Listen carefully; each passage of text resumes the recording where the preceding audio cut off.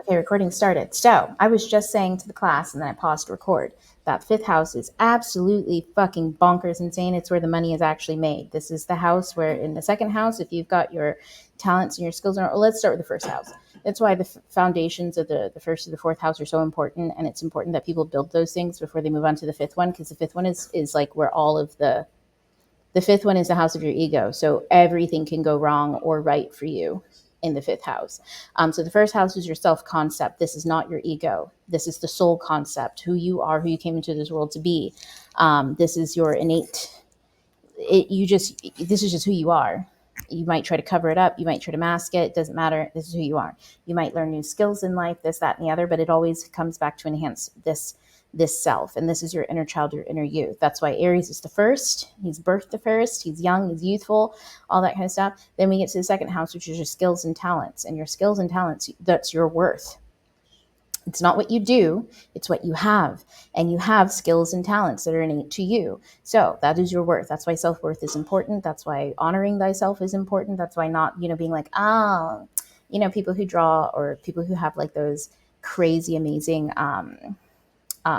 like talents or whatever, and they're like, oh, it's just whatever. And it's like, no, bitch, own it, because that's what you have. That is your worth.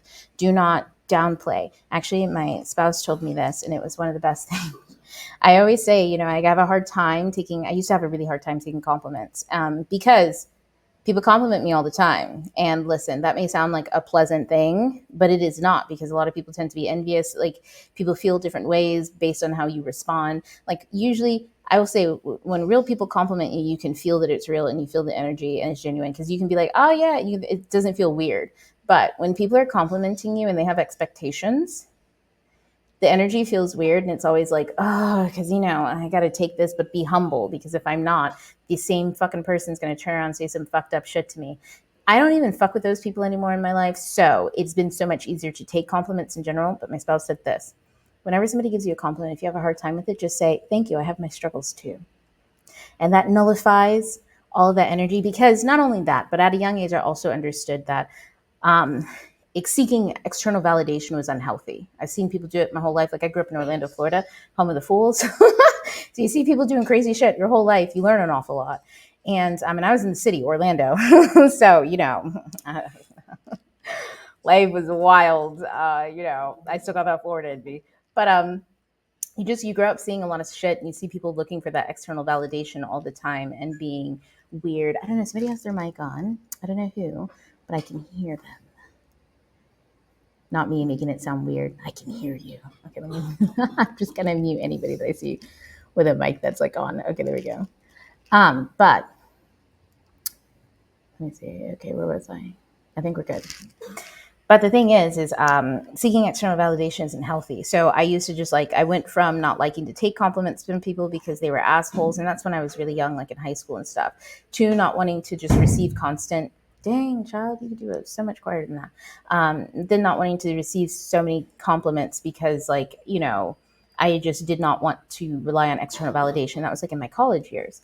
And so that's still a negative habit. So word to the wise, I have my, thank you, I have my struggles as well, is a great way to practice that without turning yourself into the most humblest person in the room to the point where you can't recognize yourself.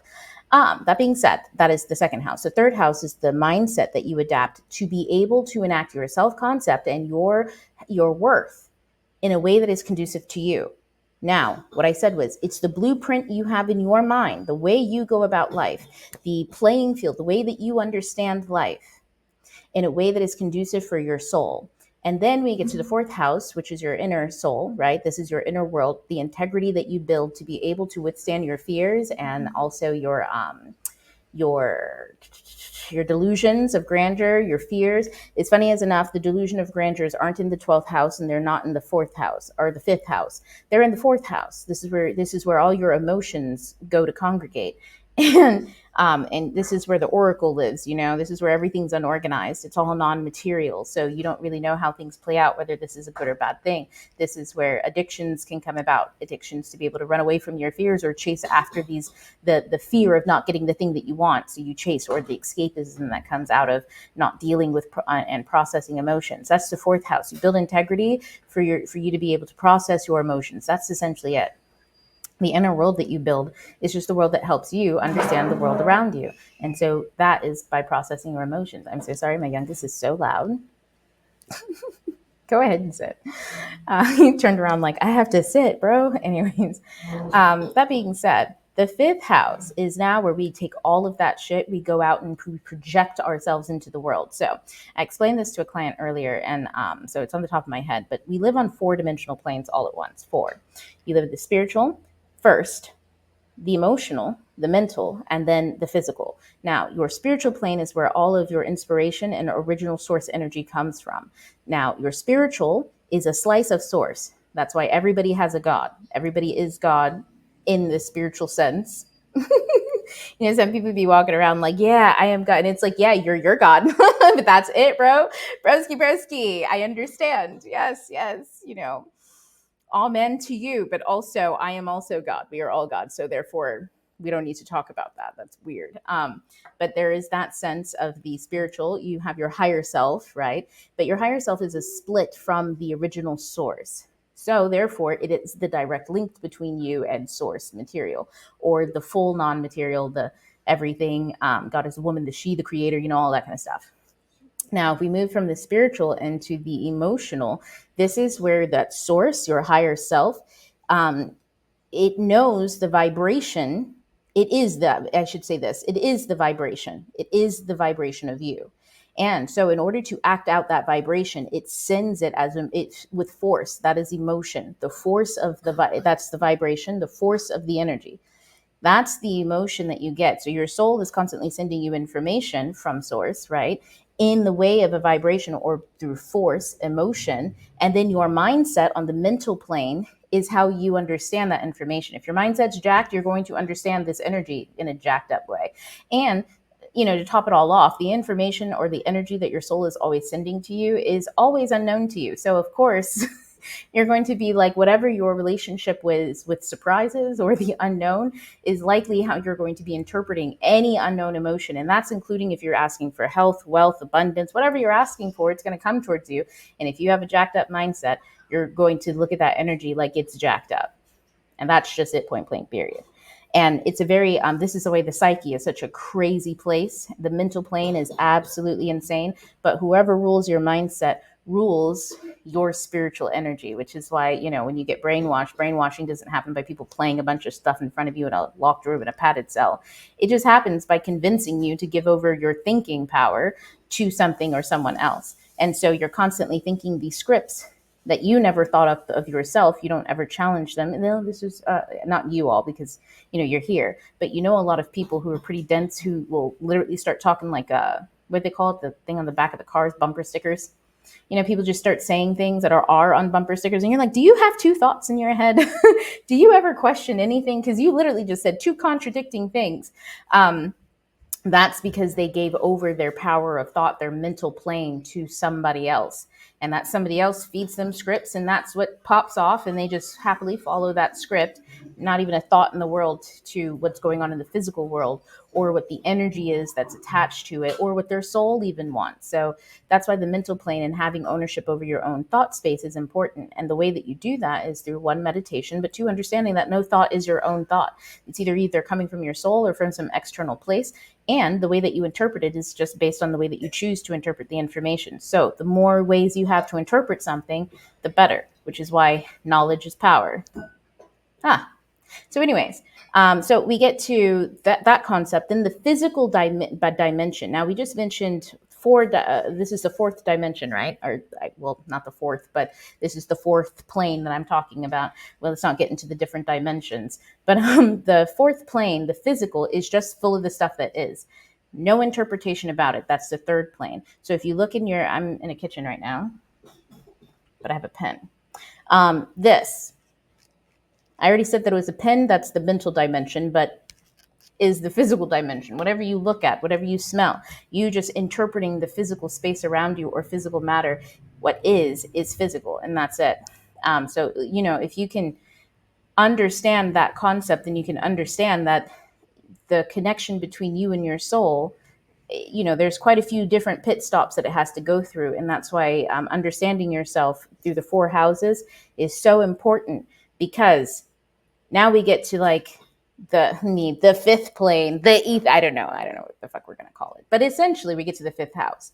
And the fifth house is all about how you project, how your soul takes its energy, the force applied to it, plus the way of interpreting it, right? The mental, onto the physical. This is called projection. Now, your soul is projecting itself into 3D reality. And that projection so happens to be you physically. Hello. Hello from my soul. That sounds so silly and so weird. But no, this is the physical projection, but then also all of our wants, wishes, dreams, ideas, and the manifestations that we want to put out into the world through expression, which is why expressing yourself is important. And this is why this fifth house is also a fire house, expression. That is literally the game, is how to get from your soul to the projected thing that you want without getting fucked up in between by all the noise out there, the emotion on the emotional plane, the mental and on the mental plane.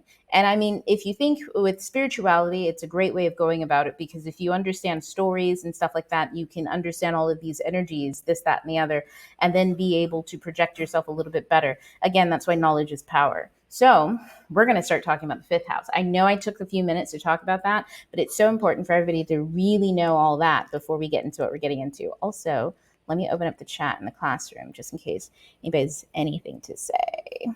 Okay, and now I'm going to move my attention over to the materials. So we're on Unlock Astrological Foundations, the fifth house.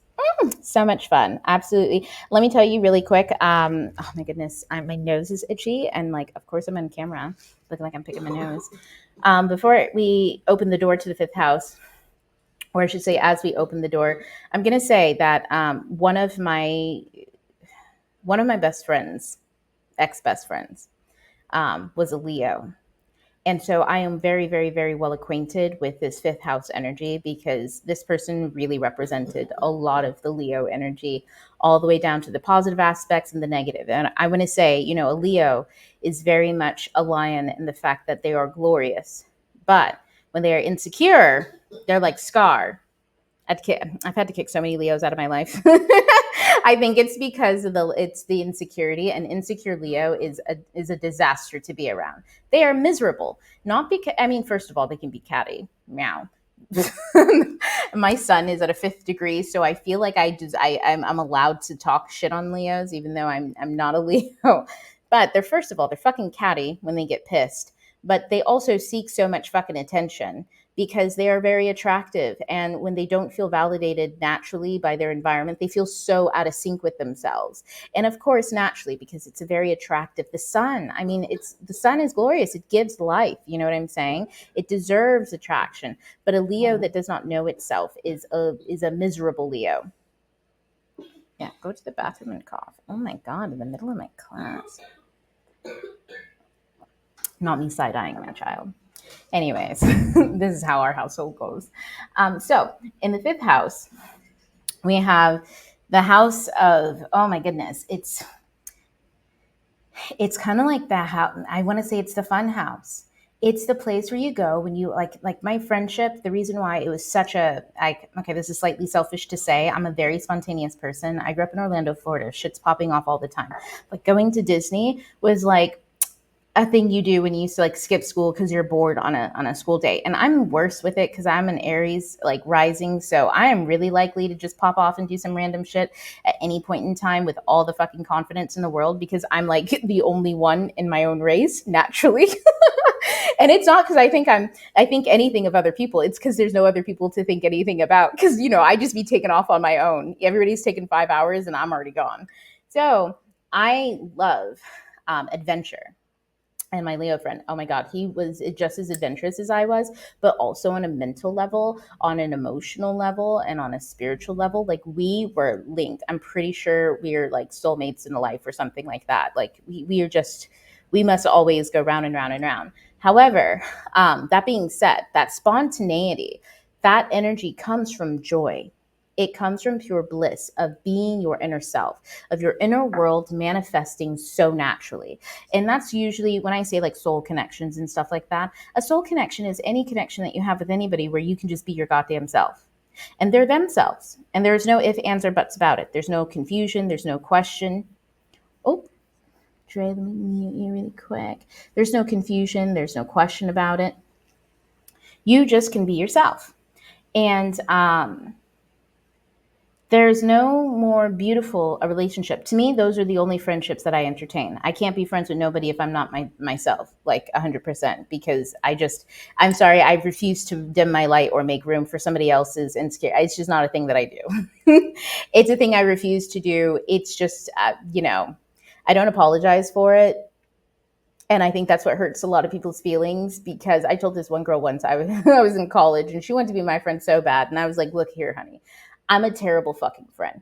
I'm never going to call you. I'm never going to think about you. I'm always going to be busy. And half the shit that you do, I find boring. I don't want to do it. So we just not good friends. And she was so upset by that. And I was like, don't you want to hear the truth? I have since understood to give the truth a little bit more nicer. I was just rough around the edges sometimes as a young person. But when it comes to being able to, the reason why I was so strict about things like that is because when you're not your full self, it restricts your joy. And the access in which you can act, which you have the keys to the kingdom in the fifth house, is through joy. If you are in the state of pure joy, and joy comes from simply expressing yourself, that's it.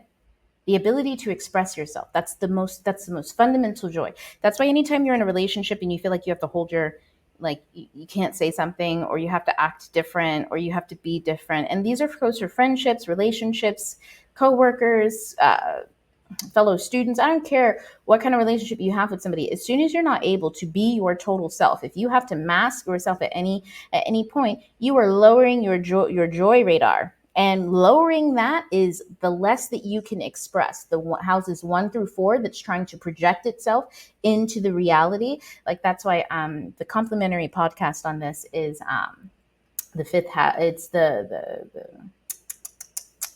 5 senses. It's going to be in the newsletter, but essentially the fifth house is your sense of reality. And I explain what that means in the podcast. Again, it'll be on the newsletter, so don't worry about it. But I explain what a sense of reality is, and it's how you interpret. It's the bulk of houses 1 through 4, and how you're projecting that, and then how you're interpreting that projection. That's your sense of reality. Now, you're doing it all the time.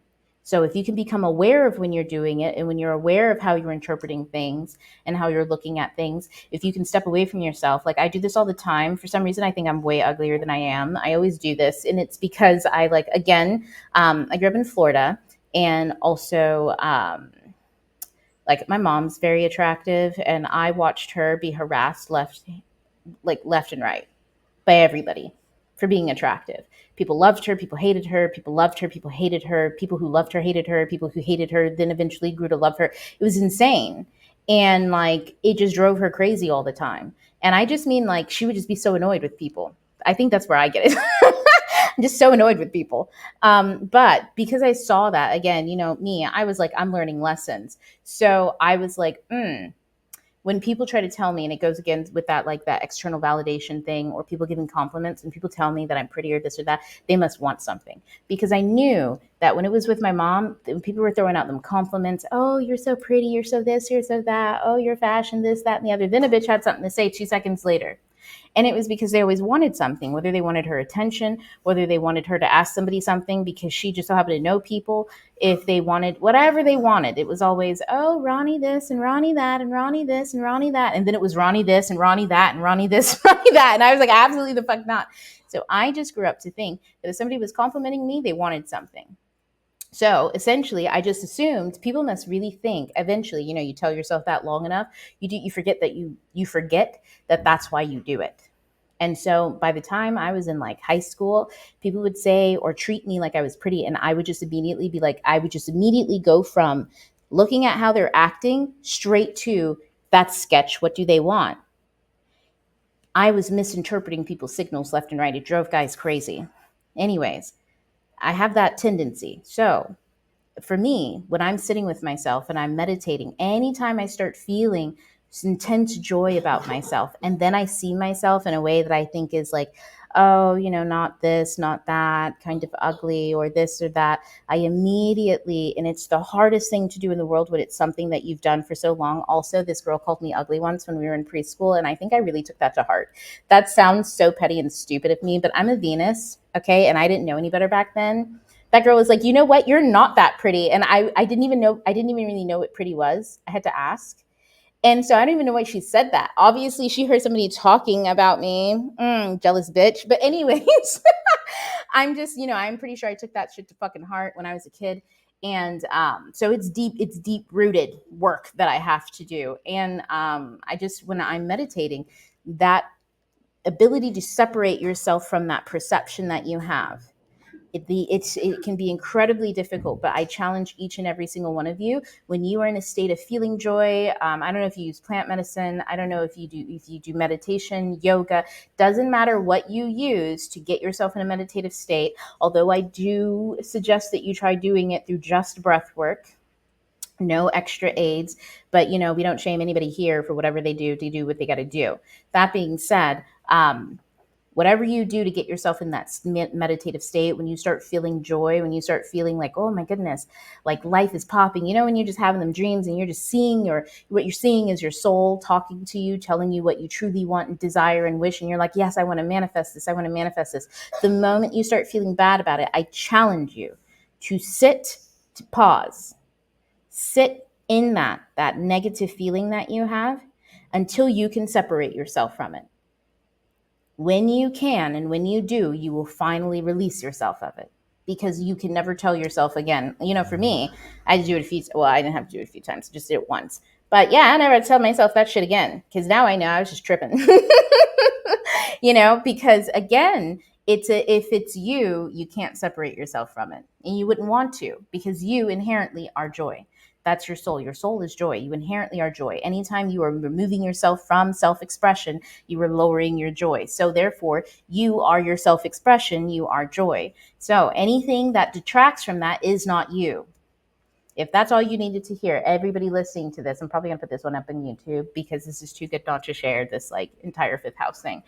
But if ever you needed to understand that your negative feelings are not you, that you need to sit in them long enough to remove yourself from it, to recognize that it's not you. All you have to do is recognize this feeling is negative. So whatever I'm telling myself right now must be wrong. Think of it like a teacher, me right here, okay? You come up to the front of the class and you give me a wrong answer and I say, and you feel bad. There you go. Whatever you were saying or thinking then was wrong. Oh, I feel bad.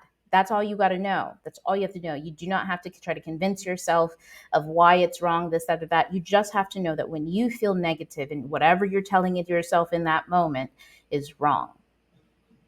Now, whatever you need to be telling yourself, that's up to, you got to do some self-work, some self-study, get some tools, get some stuff to change your mindset, do some productive work, this, that, or the other. But the key to this fifth house, we're about to open the door, is joy. So just remember that. And joy is your self-expression. So let's jump into like the core concepts of the house of creation. This is the manifestation house. I fucking love it. This is also the house of sordid romances. My part of fortune is here, so I always have dramatic romances. I can't stand it. First of all, everybody that I like have a soul connection with ends up falling in love with me. That's actually what went south with my ex best friend. Is like he was on some forbidden love stuff, and I was like, listen here. First of all, I deny myself nothing. Second of all, that's not happening here. If it was going to happen, it would have happened a long time ago, but it's not, and you should have said something. Anyways, we're not going to dive into this because that's my tea. But the point is that this place, honestly, any type of romance that you have, however dramatic the romances are, If you're ever the other person, but actually not the other person, meaning this one happens to me all the time, where someone wants to be in a relationship with me, they're in a relationship with someone else. I don't want anything to do with them. I don't even think about them. I don't even know that they exist half the time. And then that relationship falls apart because those people think that I'm in the relationship. And it's like, what the fuck? Like, first of all, how crazy you got to be to add a bitch who's not even in the room to a relationship? Like, you didn't even, like, for like, it's insulting. I know that I'm laughing, but it's actually super insulting to assume that so much ownership of a person that you don't even have to ask them if they want to be in a relationship with you. That's absolutely fucking insane. So, if you have any type of dramatics like that, that's all fifth house stuff. Look at the planets in your fifth house, and that's going to tell you an awful lot about why the relationships, the romantic relationships you're having, are the way that they are. It's going to tell you an awful lot about your relationship with the children that you procreate, as in the human ones, and the children that you manifest, as in the non-material ones. And those are all your projects, your hobbies, your dreams, that's all your self-expressions. And self-expression goes from how you talk about yourself and how you express yourself, right? But also the creations that you have that you put yourself into. So this is a lovely house. I do want to say, okay, I kind of covered those things. We're going to talk an awful lot about some of the myths that we find here. So obviously you guys can look at the illustrated guide, however it pleases you. Okay, let me move over into some of the mythos that we find here. So one, I just unlocked this one, and that's why I was like, this house is fucking crazy. I love to do deity work. And the Greek gods, they always come around and hang around with me. I'm always trying to look in other pantheons, and the Greeks are like, no, babes, come back. And I'm like, listen, white man. No, I'm very much like, go ahead, take your little cough medicine. I'm very much like always like I'm very indigenous, so I'm always like with other pantheons. But I guess when it comes to doing teaching and stuff like that, the Greeks, they want to be talked about, and I think it's a lot of it has to do with a lot of my students come from a Western space, and I think this is worth talking about. When you want to do deity work, do it from the native language you speak. The native language you speak is going to have an awful lot of symbols, an awful lot of oh, Iman, can you mute yourself? Somebody's asking that in the chat. So the language you speak is going to have so much symbolic language, ideas, symbols, and signs of the mythology of that language. So with English, the mythology is either you can go Irish, which isn't really English, but you can go Irish because a lot of the British writers of the time leaned, like Tolkien and stuff like that, they leaned on Irish folklore and they kept it alive through their fantasy works. Or you can go Greek, and that's been kept alive through a lot of either nonfiction, but just the Greek mythology is very heavy in the English language when it comes to literary fiction, nonfiction, fiction, you name it. There's so much of it weaved into our social fabric that if you work with those deities, they already exist in our social fabric. So it's easy for them to transmute energy back and forth and for you to understand it and pick it up through Greek language. Now, if your native language is something like why am I drawing blanks? Like, I don't know what languages people speak. The point is what mythology your people speak, your people talk about, and your people think of in your own native language. So learn and dive into those things.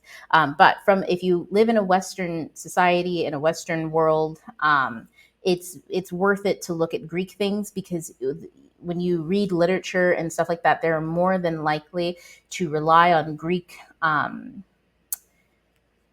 ideals, Greek archetypes, and stuff like that when breaking down information. And so let me put it this way. If you were to pick up a book on psychology, and in psychology they're talking about this Zeus thing or something like that, you already will have an understanding of Zeus. You won't have to go and research it. And you have that culturally in common with the author that you're reading. And also, if you work with Zeus, you just so happen to pick up a book and Zeus is mentioned in that book, you'll know that this is a part of your Zeus channeling work, that's why this book came to you, that this is actually Zeus energy, you're picking up on it.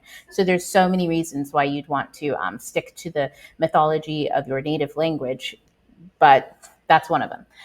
So that being said, Let's talk about Plutus. I mentioned Plutus in the second house, right? We talked about how he is the god of wealth. He was the blind one. Not me, like, I'm on the camera. This is why I don't do camera. And I think y'all can see me in the chat. Yeah, this is why I don't do it. But let me see. Plutus, we talked about him in the second house. He's the god of wealth. He's blind. And eventually he gets his eyesight and he hands out wealth based on virtue instead of just blindly. And while you can find him in the second house, okay, he's definitely in the fifth house. The fifth house is all about risk and gambling. So if you're going to be somebody who in the fifth house, I should put this way. In the second house, he can see because that's his home for the most part. He's well acquainted. In the fifth house, when he's there, he comes up as risk and gambling. So Plutus, and this is the key to money making, is when you are being 100% yourself, you are in your own joy, and you take risk. In other words, you go into the unknown. You choose against all odds to be yourself. Plutus favors the brave, the lion. Does that make sense? Plutus favors the brave. People say that all the time, the universe favors the brave. Well, Plutus, who is part of the universe, favors the brave, the lion.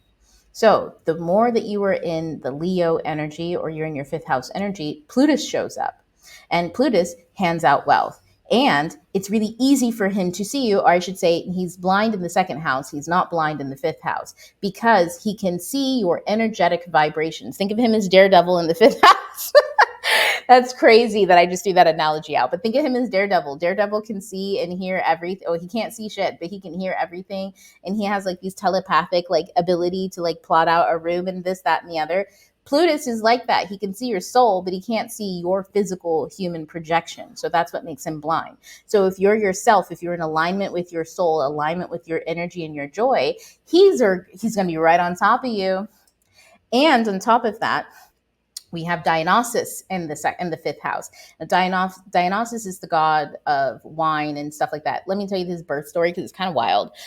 Zeus was out having another fucking affair, and Hera was so upset and pissed. I think she like killed the mom. It was crazy. She like smote her, like which we can interpret that to mean that Zeus was having or in a relational or a romantic affair with a woman, and somebody in their ego is having a romantic affair with another person.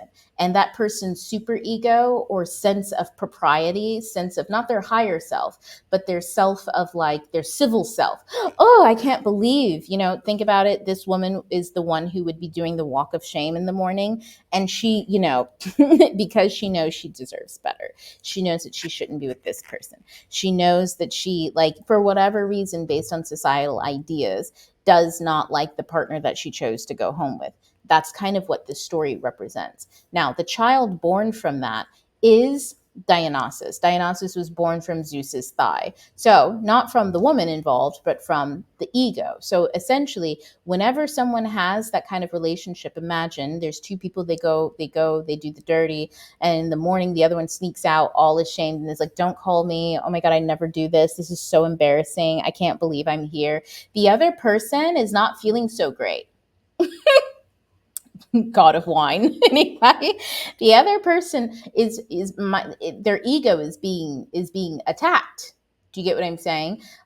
Because they just had this affair and from their joy, and this other person just rejected them from their super ego. So from that birth is the kind of creature. I don't want to call Dionysus a creature, but the kind of behavior of following your total fucking id. So that person, imagine them, they're going to go out, they're going to get drunk. They're going to forget that bitch. Fuck her. He's going to go out and get drunk. He's going to forget her. And he's going to do every goddamn nasty thing that you could possibly fucking do and just live out his fucking joy all the way down to the fucking nitty gritty bottom. He's calling up his friends. His friends are coming. They're doing all sorts of debauchery and craziness and this, that, and the other. That's the Zeus energy after being, kind of fucking humiliated, essentially, by somebody, or at least having the ego hit. is you can do one of two things. You can either be really sad or you can go and do debaucherous stuff and completely reject all civilness. So, and the only way to preserve the ego at that point, right? If someone rejects you based on civil reasons, like imagine someone's like, oh, you know, I'm going to use this as an example because I think it'll really cement for everybody how like not funny and horrid it could be. Let's say an interracial couple go home and one of them says, oh my God, I can't believe I did this, and completely objectifies that person based on race and then leaves. And they're doing that because it's socially acceptable in society. Maybe the objectifications and all of the stuff that this person's projecting, they're microaggressions. That would feel fucking horrible. So is that person supposed to go and cry? Or are they supposed to go home to the culture, maybe get a dose of fuck that and dive into themselves so deeply that you wouldn't even be able to recognize them in society? They might reject society, not just that person, but all of society. And that's Dionysus, the rejection of all society, to be your literal just 100% self. If you don't accept me, then I don't accept you, and I simply accept myself. So Dionysus is wild though. He's all about that sex. Anytime somebody says they do a lot of Dionysus deity work, I'm like, I didn't used to know what that meant until I hung out with Dionysus for a little bit, and y'all, it gets raunchy. Dionysus is wild. It's pure lust. It's lovely. It's a great time. But whenever you are in that energy, it's good to recognize. Like it's a human energy. It's a normal thing to experience, but it's good to recognize it so that you know that you're in that. It's almost like being in the id. If you know psychology terms, it's being your most animalistic self. It's being your most true self. I don't want to say animalistic because it's just the true self without society involved. So it's your more primal self, I want to say. And in that energy, there's a fly. I'm sorry. I got so distracted. But in that energy, it's important to know when you're in it. So that way, you know that you're not maybe making the best choices to stay within the law. You know what I'm saying? You can set some limits and some boundaries for yourself. This is where people fly off the handle, is when their ego, when they are so constricted by society and their ego, and then they just shirk it for a day or for the night. And then they wake up totally like, oh my God, what did I do? If they don't wake up in jail, who knows? So the point is to be weary, or at least not to be weary, but to be aware of when you're in that Dionysus energy. Let's talk a little bit about Apollo. Let me talk about Minos and Daedalus, because it's on the tip of my tongue anyways. I was going to save it for last, but no, we're going to talk about this. This is a complicated story. Not complicated, it's complex. It's multi-part. So those of you who may be aware of the Minotaur in Greek mythology and the labyrinth. There's a Minotaur, half cow, half man, who lives in the center of the labyrinth. And the point is that if you go in there, you're never going to come out, one. Two, your opponent is now this crazy bull, and the bull also can't find his way out. So he's probably pissed enough to like murder you instead of work with you. That's the kind of idea. And the labyrinth is this well-known concept of something that is so complicated that no one can work it out whatsoever. Daedalus was the creator of that labyrinth. Now, I'm going to tell you the myth as it goes, but also the kind of the interpretation of how to read that myth or to like understand it, because it's about psychology, not so much about the actual event. So Minos was one of four sons in line to inherit a kingdom. And he prayed to the gods, and Poseidon blessed him with a white bull as a sign that the kingdom should be his out of his other brothers. Okay. And the white bull was then supposed to be sacrificed back to Poseidon, because the point is if a god bestows upon you something so great of abundance, right, you give it back. In other words, you recognize where it came from and you work with that energy, you give it back, you put it back into the source. It's almost like, we have a lot of billionaires today, and there's no reason why someone should have $1 billion. I mean, but to each their own. But the point is that you should always have enough to take care of yourself and also your community. That's community actualization. So it's not necessarily it's wrong for others to have such extreme amounts of wealth as much as it's wrong for others to have so much extreme amount of wealth. and not have community actualization. Because, and it has nothing to do with morals, let's be honest. It's because if you don't take care of your community, well, you're fucked because you live in the community. Even if you try to run from it, it doesn't matter. If you murk all humans, the only way to get rid of all the humans in the world and to stop them from coming after you is to cause global catastrophe, but you also live on the globe. So how are you going to live? Oh, I'll go to Mars where no human lives. So it's like, it's just real bad. It's just real bad spiritual work to destroy yourself by destroying your community, because you don't recognize that you're destroying yourself, but it's the snake eating the tail. If without your community, you don't have all of the things that make having the money fun. If you can't flush your fucking toilet, then Jesus, the $1 billion, I guess you start wiping your ass with it, right? Like, it's just made up concepts, made up money for us to be able to enjoy life and to exchange and get the stuff that we want and do what we want as you will. So the point is to redistribute it by sharing it, by building it. And the indigenous people have it the best is you have self-actualization. Manslow got that from indigenous people, but left out the community actualization, which you can't spiritually colonize people and have community actualization. So you can understand why in the West, community actualization isn't something that a certain group of people understand. And that's most of the people in the West, because, that is how it is.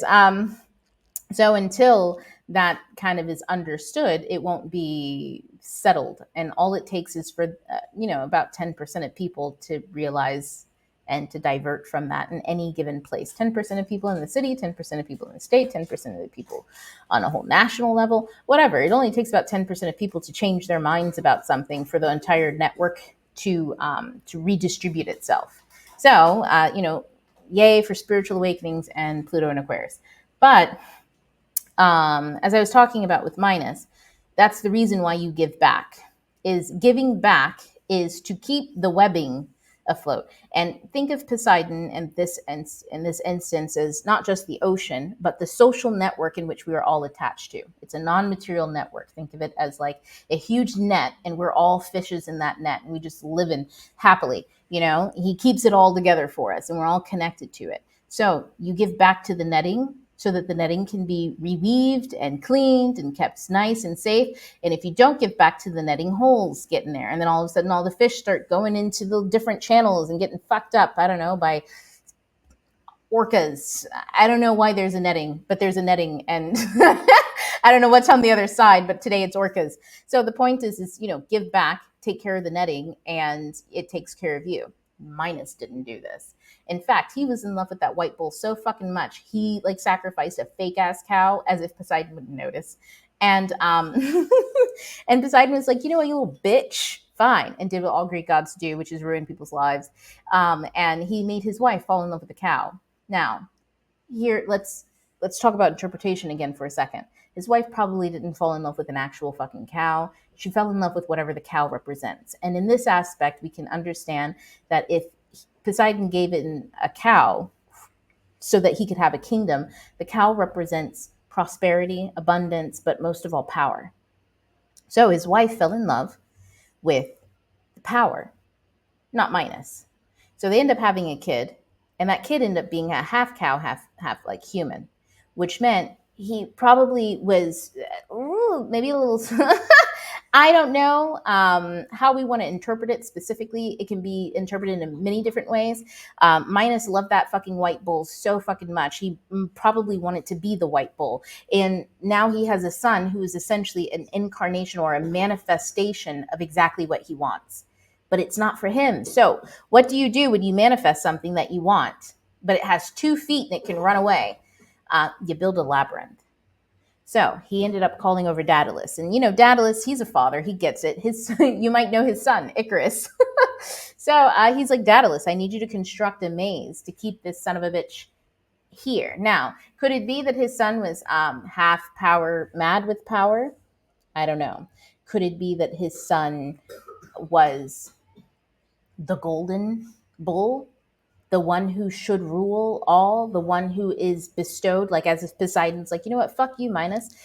You wanted to be king so bad. I'm about to show the world a better version of you, since you want to keep that cow, And maybe his son would have been the best. Maybe he would have eclipsed his father out of history. And Minos was like, can't have that. Got to keep him trapped. Who knows? Who really knows? All that we know is that the bull represents power, and or the bull represents something, and now his son has that something innately, and also his wife is obsessed with it, so she probably cared more about the son than she did him. So that's a double whammy. So they built the labyrinth, and it's so fucking clever. Daedalus, he worked on it to the point where nobody can get themselves. Almost Daedalus almost couldn't get out of the labyrinth after he made it, and that scared the shit out of Minos, because he was like, if this man can construct something so fucking well, and think about this, he didn't construct a physical maze. That's kind of silly. What he constructed was a psychological one. In other words, he probably gaslit and lied and manipulated this poor half cow, half man boy in some psychological way, to the point where he crippled him. He can't leave. He's got all this power and can't do anything with it. He maimed him in some way, mentally. And it's so bad that even other people are like, they start to believe the lies about him, to the point where, no one can even remember the truth. That's powerful. That's wildly powerful. So, of course, Minos would be really scared by this psychopathic son of a bitch, Daedalus. Like, I'm sorry, I'm over here like, Daedalus, who are you? So, when it came down to it, Minos put Daedalus and his son Icarus in a tower, and they were going to be executed in like 3 days or some shit like that. But he was like, nah, this man is way too dangerous and unfit for society. Look what he did to my son. And Daedalus, who is extremely smart, engineered wax wings. And I think if you know the story of Icarus, you know that those wax wings definitely took them out of that tower. And Daedalus said one thing to Icarus, and it was, don't fly too close to the sun. Don't fly too close to the sun. And of course, Icarus looked at his father and was like, why should I ever believe him? He's nothing but a liar. And he went into the sun and he died. A son for a son. I say all that to say this. This is kind of a lesson. Minos and the bull and Daedalus are lessons about creative potential and creative power. First of all, when you are gifted something like your ability to self-express, that is a godlike ability. When you're gifted the white bull, the talents and the skills from the second house, but you covet them so much that you don't even want to share them with the world. You covet them so much that you won't give back. You covet it so much that you can't share a lick with your neighbor, anybody else, even though you know that you should, when you should. When you turn all that power inwards, something comes home to roost. And when it comes home to roost, you can get other people caught up in your crimes. Now we have to look at Daedalus, who got caught up in the crimes of Minos. He should have known better. I'm sorry. Nobody builds something that powerful without asking a few questions. Nobody builds something so succinct without being absolutely brilliant and clear-minded. He also had an incredible creative potential. Not even potential. He manifested the thing in which he wanted to manifest. But he didn't care about what he was doing. He didn't care why he was doing it. He just wanted to do it because he could.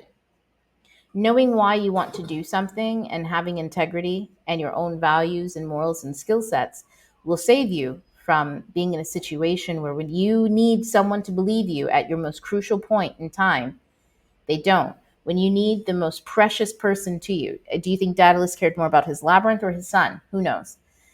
But I guarantee you that when he didn't want his son to die, hence why he told him not to fly too close to the sun, hence why he built the wings made out of wax. He was desperate. He built wings made out of wax. He was desperate to save himself and his son.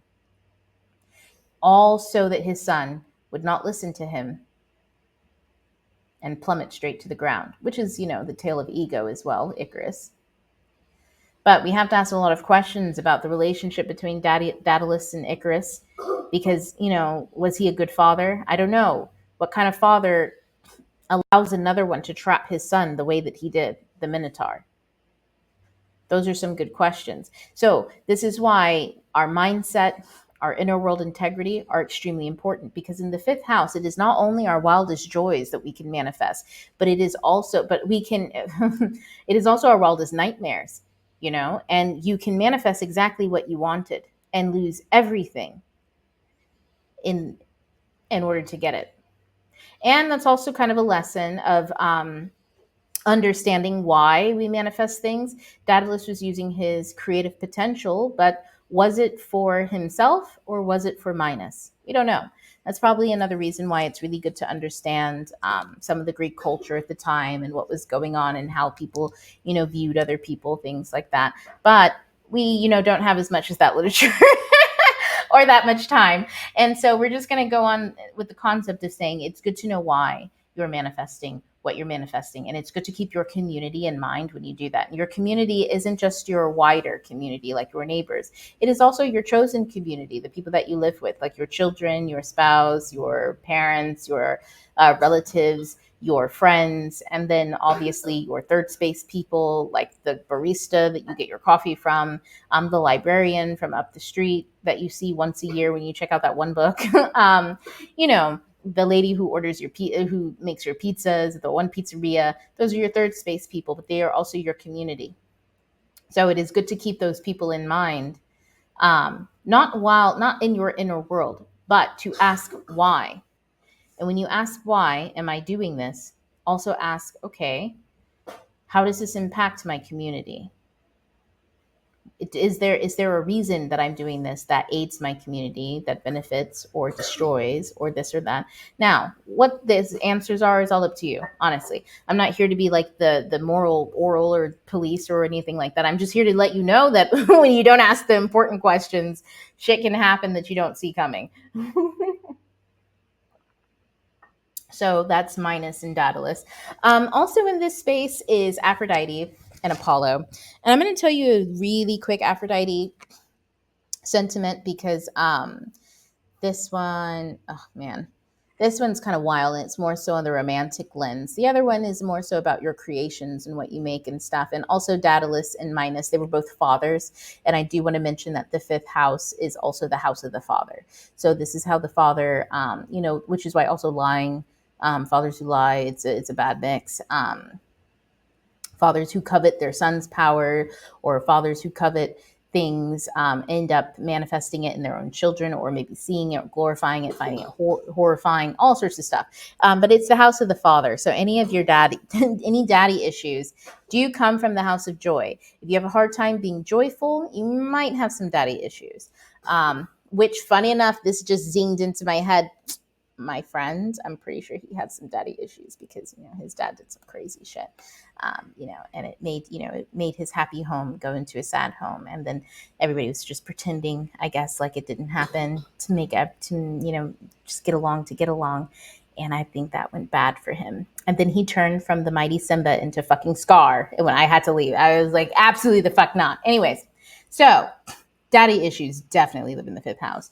Let's look at the Aphrodite, about the romantic aspect of this. Now, we all know Aphrodite, she be turning people, she be messing with people's emotions. She's all about the love emotion. She loves romance. Now, one day she was making fun of the gods because they always be, falling in love with mortals. Now, we all know the number one god who is always messing with mortals, and that's Zeus. And he was like, this bitch, you know what? I got some of my own tricks up my own sleeve.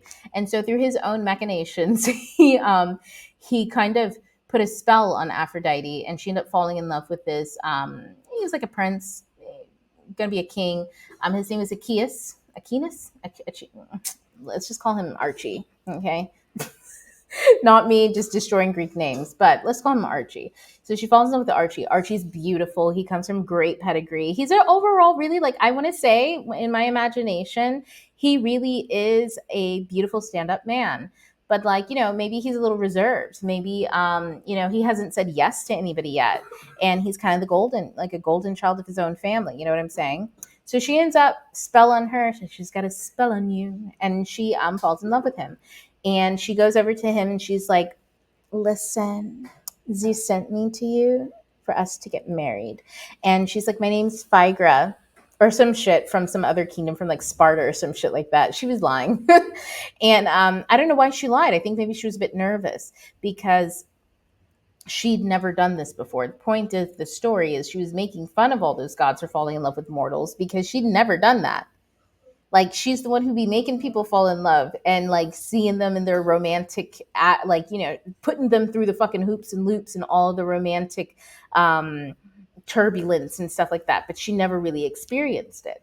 So at this point, she's starting to experience what love is like with an actual, like what falling in love is actually like when you're with another person. Not just, and we all know that friends maybe, or that type of person who is always playing matchmaker but never is in a match. They're always like, oh no. And so they really take lightly all of the heartache that comes with love. They, you know, naturally think the best way to get over somebody is to like just get with somebody else, things like that. They always have terrible fucking advice because they don't know what it's like. So we get to her kind of telling this guy a lie. She wasn't really that honest about who she was. And then they sleep together. They had marvelous sex. And then she ends up pregnant because it's the Greek mythology. Everything happens in an instant. And she ends up with this baby, Aeneas. And she looks at this man. It's the next morning. And he's like head over heels and stuff. And she looks at him. She's like, listen, I didn't tell the truth. I'm actually Aphrodite. And he was not thrilled to hear that. Now, this story is about, it's such an interesting story because there's so many mixed emotions in it. It's like unrequited love a little bit. It's the fears that you get.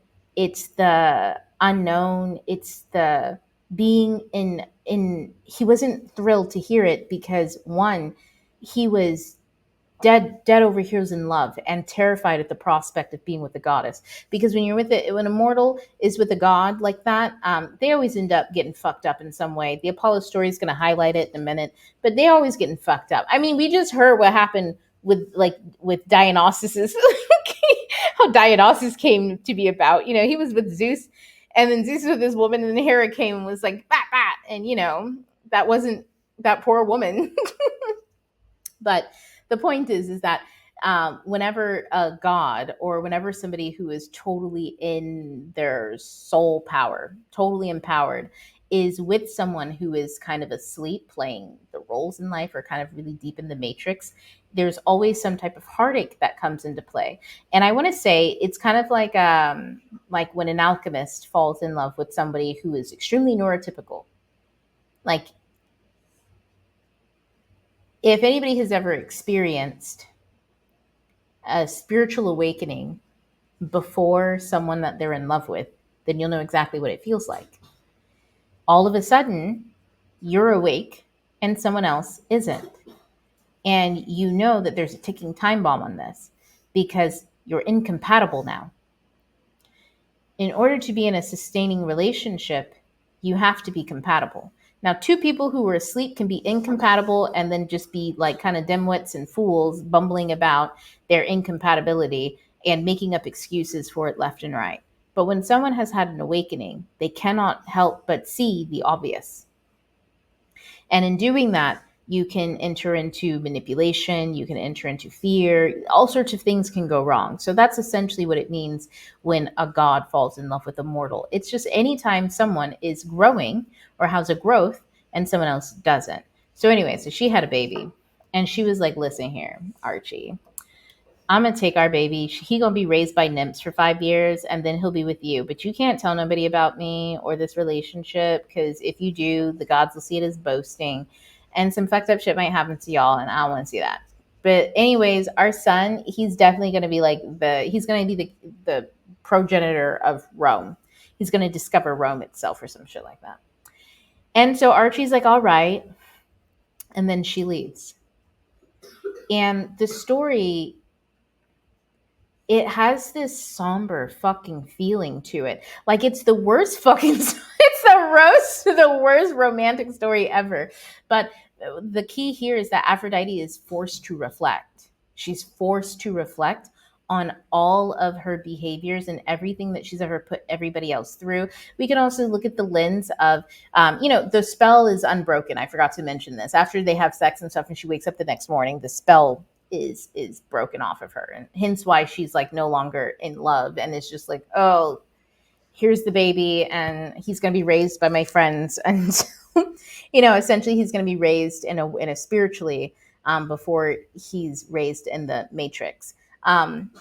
And so, with civilization, all that kind of stuff. So essentially the concept here is that she has to go and reflect, because she's always been so flighty and so, not, I don't even want to say fickle, but she's always been so haphazard with other people's emotions and what it actually feels like. And this time she had to go and experience all of that, which not only means she's experiencing it for herself, but now she also has to be reminded of every single time she's caused these experiences for others and has not felt the gravity of it. So there's that reflection period for her. And then also when we look at Archie, his life has changed forever. He now has a secret that he can't tell anybody. And you can also think of this as like two people from two totally different tribes who are not supposed to be together whatsoever. And like it would cause like really bad things, like I don't know, superficial stuff. But you can look at it as that, like the forbidden love aspect of it, where two people come together and they're just incompatible because it's forbidden. And that's just one of the aspects or the stories of this whole thing. You know that it's coming to an end, that it has to be ended, and one person knows they have to be the one to do it because they're the one who has that responsibility, Aphrodite. And then the other person also has to live with that. He had an amazing night with a goddess, you know what I'm saying? She would be the embodiment of everything that he would ever want and everything that he would love. And then on top of that, like he has a kid now. And on top of that, he can't tell nobody about the kid's mom, his lineage. He also now has a kid, no wife. Damn. Like he can't even, how can he form any other emotional relationship or attachment with anyone else? Because, he'll always be comparing everyone to her. And he also can't talk about her. There's a lot of emotional turmoil that goes on there. And I think, I'm also thinking about some aspects in my own life where I've experienced some similar type relationships. And, there's a lot of heavy energy that needs sorting out, but ultimately it's really fucking somber. And so this kind of is in the fifth house because it's like not all romance is roses and rainbows, Sometimes even romance, the fifth house has this ability to force you to experience things that you otherwise would never have expected, force you to experience and understand love, not always in a way that leads to a happy ending, but in a way that leads you to understand love. And that's really tough. That's why I think the story is really important, because understanding love is oftentimes the purpose of experiencing it, not a happy ending. So Disney fucked us all on that one. Let's talk about Apollo, and then we're going to move on to the sun. So Apollo is my good friend. Apollo is literally the golden boy. I mean, I don't know how to explain him other than, okay, think like, we're going to talk about a few different archetypes here. One, I do want to mention Tarzan lives in the fifth house. It's that fully just 100% himself, Tarzan, the Disney version. Fully 100% himself. He's supposed to be beautiful. The animation for me does not do the trick. I know it does for some people, but it's not for me. That being said, I love his spirit, and I love Tarzan as like the actual embodiment of a character. This is very much like an Apollo energy, or like that youthfulness, that big bright wide eyes. I mean, that one scene between him and Jane in that one song, "Stranger Like Me" or some shit like that. I wanna know, or some shit like that was listen. That had my little heart pittering a pattern back in the day. I was like, ah! But that's the Apollo energy. It's pure romantic love that comes from two people just coming together in joy, and joy in the physical sense. Like they're swinging from vines. This is some physical activity shit, which is why sports also tends to live in the fifth house. but like the enjoyment of it. Think a Greek, like, the archetype of the Greek god who is in, he's flexing as he's about to throw something, or they're doing their spear work, and you can see the muscles and all of that kind of stuff, the ripplingness and just the pure lust of that whole archetype. That's the fifth house. That's why everybody be going crazy for it and stuff like that. And that's why everybody loves jocks and that jock energy. That's the fifth house. They're radiating that. The pure, being purely in the physical in a carnal sense, but also in a refined sense, in self-expression, because athletics is a form of self-expression, physical expression.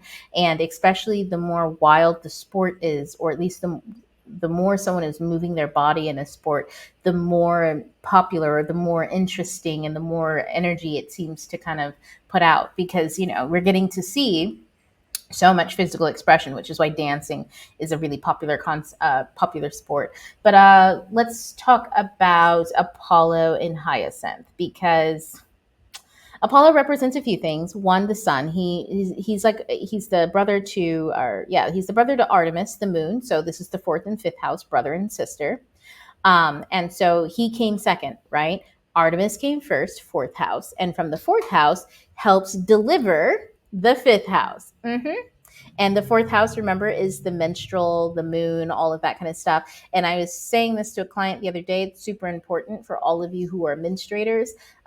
Every time you menstruate, you are giving birth. So that's why it's miserable. If you be going to work, be doing this, be doing that, you don't take care of yourself. And by taking care of yourself, you have to take care of yourself like a pregnant woman who is giving birth takes care of herself during birth. That means you're not around a lot of people. Things are quiet and chill, and the only people who are around you are people who are being caregivers to you. Anything else is too much. You don't ask a woman who is pushing a baby out to go to work. You don't ask a woman who's pushing a baby out to do stuff. You don't ask a woman who's pushing a baby out to drive and go to the convenience store and grab some milk or to cook dinner, all those kinds of things. So you should never ask yourself to do those things. You should stockpile and prepare for those times if you can, if you're on a regular cycle. But the more you treat yourself well during your cycles, the more regular your cycles will be, the more you get your energy in order and all that kind of stuff. That being said, that fourth house, the Artemis delivering, that's the menstruation, delivering a manifestation, and that's the fifth house projection, Apollo. Apollo is who you are in your ego. That's Apollo is like, if Zeus is the ego incarnate in stories in the psyche, the ego that is moving around, Apollo is the physical ego, who you are, your body. You are Apollo. And so, and also your creations, your self expressions, all of that. Now, Apollo, there was once where let me see the Latin. Okay. He represents so many different beautiful things like discord to harmony. Y'all remember, I think we talked about the story with Mercury, how when he was born, he stole a bunch of cows from Apollo, and then Apollo found him. Mercury made a lyre, and it's like a little musical guitar harp kind of thing. And Apollo was like, oh, okay, bro, thanks. Apollo's kind of like a himbo. The fifth house is the house of the himbos. That's why I love them. But he was like, okay, bro, thanks. And that's discord into harmony. And then we have Apollo fell in love with this girl, this nymph named Daphne. And Daphne was like, listen here. No, she took off running. And then she was like, daddy, daddy, who was some river god. And she was like, save me. And he turned her into a tree. So when Apollo caught up, he was like, oh man, she really doesn't love me. And anyways, he took some flowers from her tree and he made a little crown for himself, a little flower crown. And that's kind of like heartbreak into self-expression or into poetry. So he turned his heartbreak into poetry, unrequited love into some type of expression. And so that's that Apollo energy. Whenever you're going through something, your ability to transmute something from one thing to another. This is the sun's energy, the ability to transform night into day. This is the fire, and this is the fire that we're seeing, the ability to transmute or to do the alchemy of transmutation. That's Apollo. So we get to Apollo and Apollo and Daphne. He's also an he is ruler over the Oracle of Delphi. So in other words, Apollo brings clarity to the psychic world. So Whatever is going on in the psychic world, in other words, your inner world, houses 1, 2, 3, and 4, Apollo, the sun, projects clarity onto it. So if you self-express properly, your intuition and all of your soul's whisperings to you, you are the one who brings it forth. And so that's the Apollo energy. That story kind of goes into that. And I think he slew a dragon or a python to do it. So this is like knowledge. When we think about the python, I think it was like representative of like fear. Let me see, fear and chaos. Okay. So the python technically represented fear and chaos, and he had to slay that. It was like a dragon before he could take the Oracle of Delphi or, like claim it or whatever. And so that concept is the third and the fourth house. Chaos is the third house, your mental house, your mental plane. The fourth house being your emotional space. Fear, your fears that come up there. So when you tame those things, that's how you can get a hold of manifesting straight from your soul all the way to projecting it out into reality. And that projection into reality is through your self-expression or through your creative output or what you do. I will is the fifth house. I will. So what will you do? What are you going to do? Do what makes you happy. Do what brings you joy. Abraham Hicks talks about this all the time. I do not recommend people start off their spiritual journey with stuff like Abraham Hicks, simply because, one, she's still alive, and you should always lean on stuff that stands the test of time. But also, two, you have to have the houses, the 1 through 4 houses, intact with integrity to be able to really get the downloads that are necessary to be able to do the shit that she's telling you to do. Or you have to be really young. If you're really young, like you're a teenager, you'll be fine. Teenagers are super malleable. They haven't had a lot of life experiences to really push against. So the amount of inertia that they're facing isn't too bad. But if you're an adult, in other words, if you're 25 or older, 21, 25 and older, you're going to have an awful lot of a hard time. You'll be able to understand the information or hear it intellectually, but to be able to put that shit into practicality or see it in your practical world and move past the limiting beliefs and actually release and let them go and not then pull them right back secretly and shit like that, it'll be too difficult. And then you're gonna not want to do it. And the shit's really good to do. And essentially all Abraham Hicks does is teach you how to get into your state of joy. And all of the stuff that goes into that can be incredibly difficult, especially depending on if you're marginalized in society, all of that, because you have to face all of these collective conscious bodies.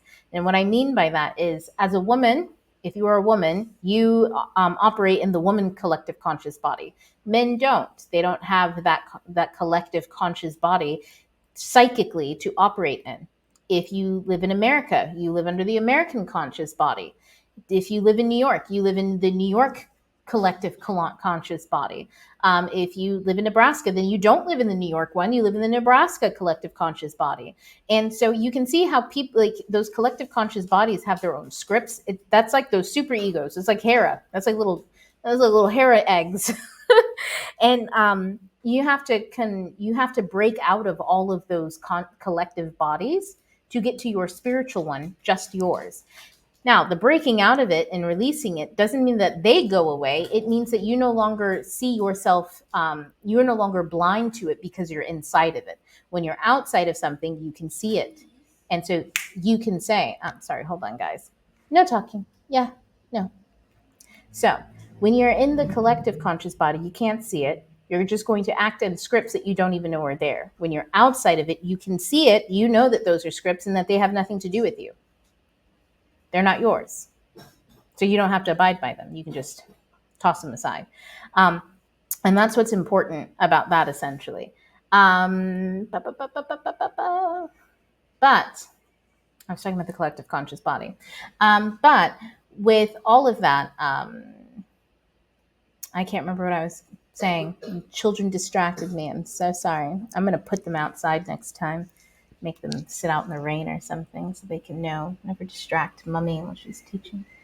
That's crazy. Anyways, I'm not going to ask anybody else to type it out because I don't even know where my thought thread was. but it'll come back. But the point is that when you're on a spiritual awakening, you're coming out of that. And when you listen to stuff like Abram Hicks, it's better for you to be far out of all of those conscious bodies, because if you're in them and you don't know that you are, you're likely to either you're likely to not fall asleep, but stop thinking when you hear certain things, and it'll just go drive right past you. You can't process it properly, and then you're walking around trying to affirm stuff or manifest things into your life, but you're missing half the material because you can't even absorb the material.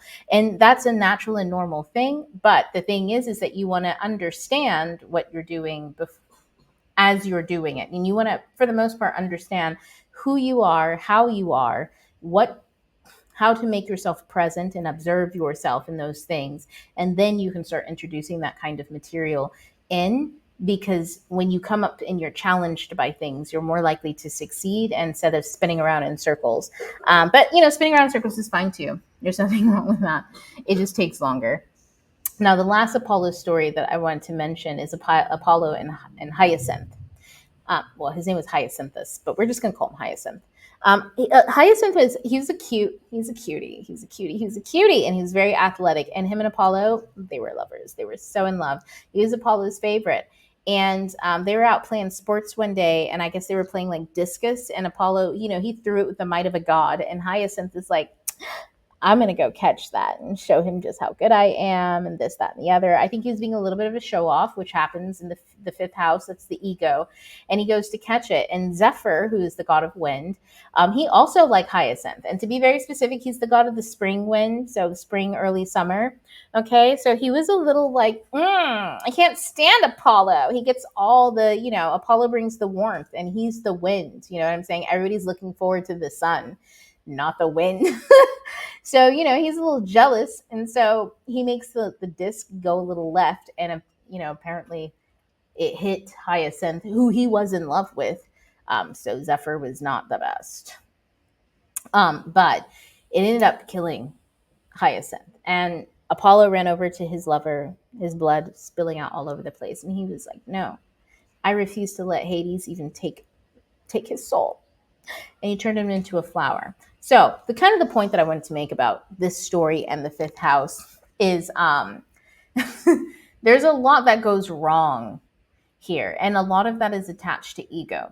So with Aphrodite and that whole situation that she had with Archie, that was her ego that got her there. Zeus tried to humble her.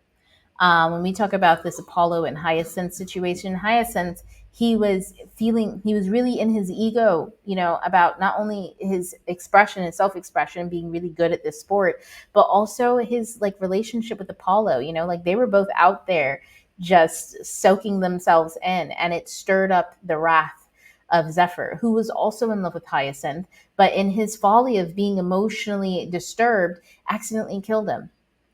And that's kind of the thing, is emotions run high after you get out of the fourth house. And as you all know, when you're living on Earth, on the Earth plane as a human being, sometimes you don't even know that you're being emotional. Your emotions, sometimes you don't even know that you're reacting.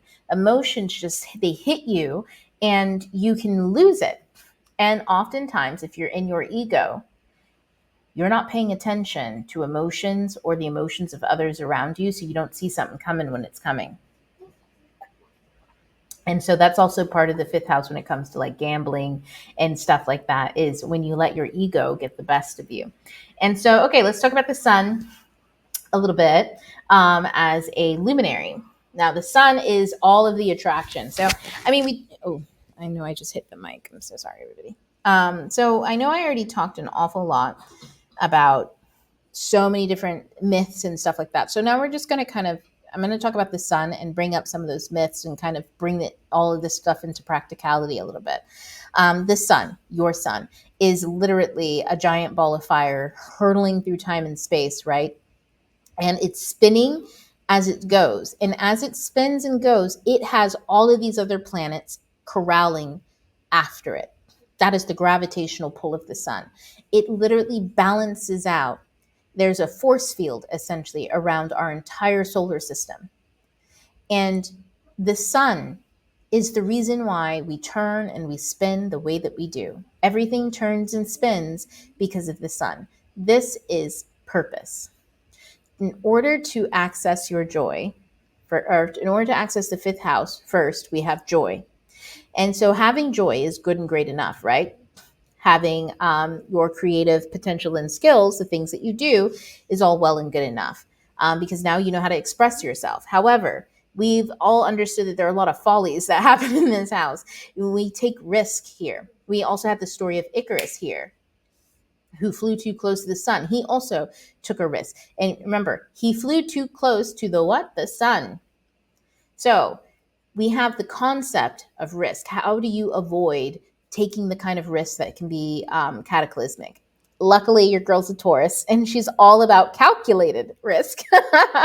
So it is that. It's about calculated risk. It's about understanding how the sun works, the gravitational force of it, but that concept of purpose, balance. The light brings balance. It leads by balancing. In its leadership, in the sun's vitality and the sun's force of going out and being brave, like Leo the lion, and going with confidence, radiating. With that, it creates an entire gravitational force that balances everything out. But the way of doing that is purpose. So wherever your sun is in your chart is going to tell you an awful lot about your purpose. Let's see. That's why ego is a great thing to have. It's not a bad thing at all.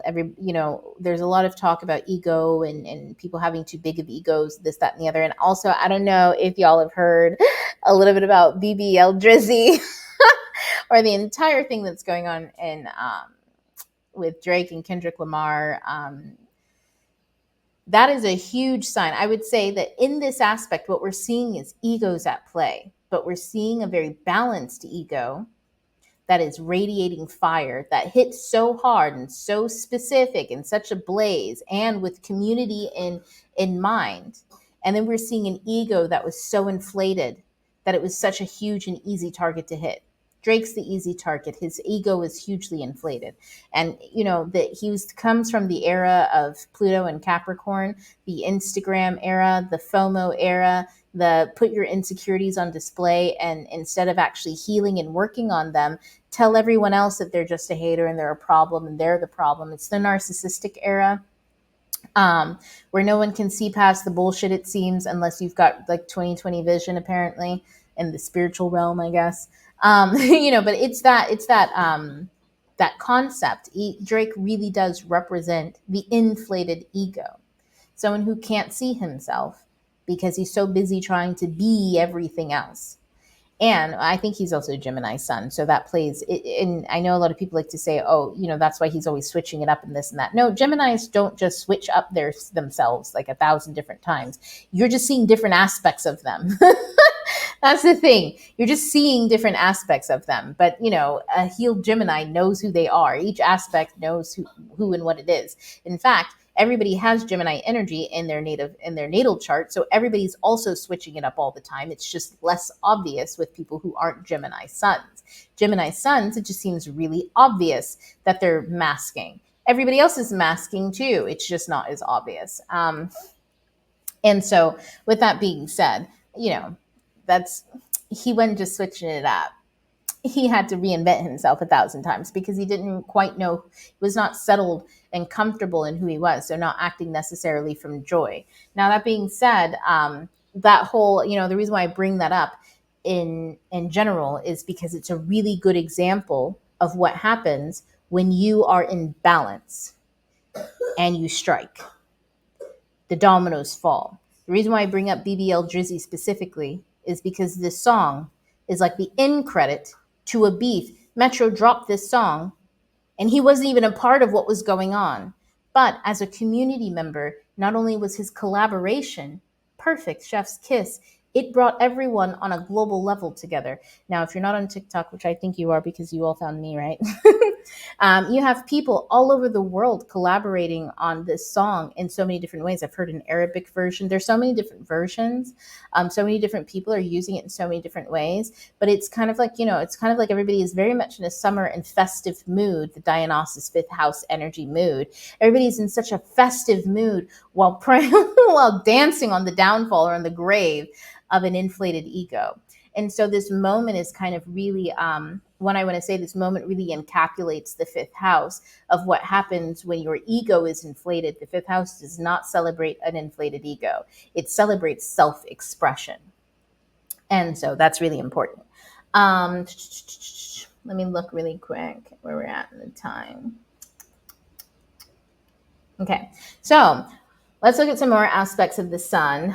When we talk about the energy or the heat, we're going to talk a little bit more about that when we get into the elemental aspect of it, because that's the fire energy in itself. So I'm going to save that for that.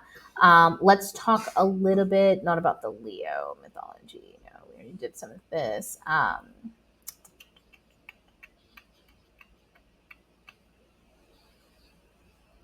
Not Drake embarrassing us other Gemini suns. Yes.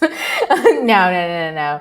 Drake's just embarrassing himself. He's a mess. He has always been a mess. Side note, extra tea.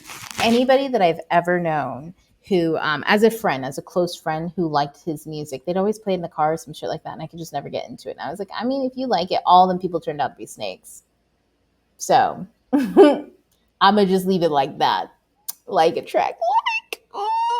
But that's not to say that if you like Drake music, you're a snake. Just the ones that I knew. That's all I'm going to say. The ones that I knew. It was like a sign for me that my spirit was being like, don't listen to that. Mm-mm. Can you hear the weakness in his timbre?